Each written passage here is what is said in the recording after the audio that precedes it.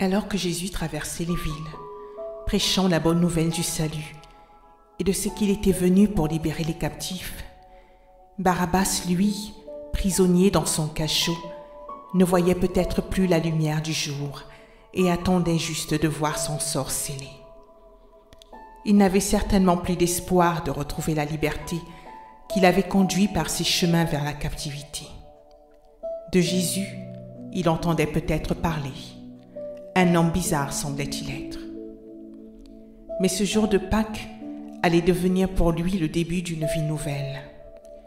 Jésus, se préparant en prière pour son supplice, savait déjà ce que ce jour de Pâques lui réservait.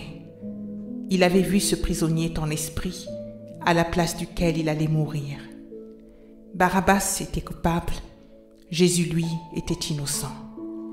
Barabbas était meurtrier, Jésus, lui, avait redonné la vie à plus d'une personne. Barabbas méritait la mort, mais Jésus devait subir un châtiment qu'il ne méritait pas, il mourrait à sa place.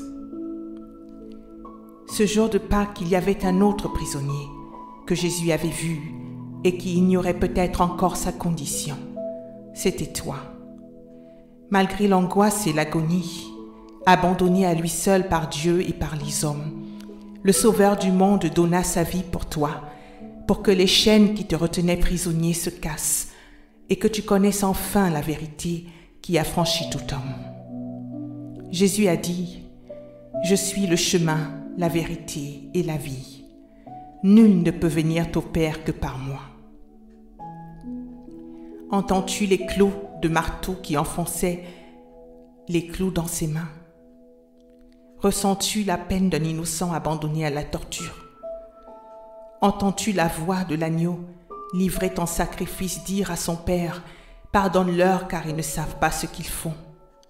Ce Jésus, tu peux le connaître aujourd'hui et tu peux recevoir la vie qu'il t'offre.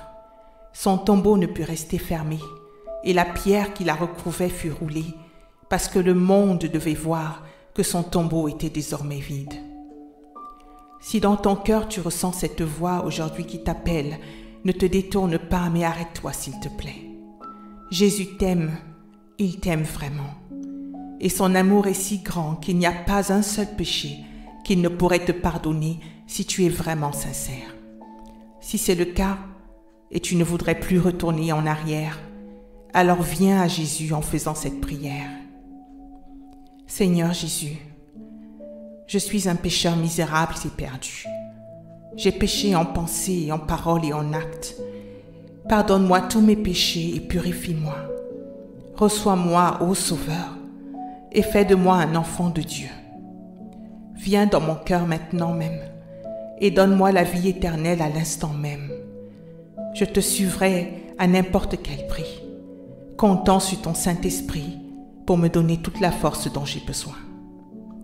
Si tu as fait cette prière sincèrement, sache que Jésus t'a exaucé, qu'il t'a justifié devant Dieu et a fait de toi à l'instant même un enfant de Dieu. Écris-nous pour que nous t'aidions à marcher dans ta nouvelle vie.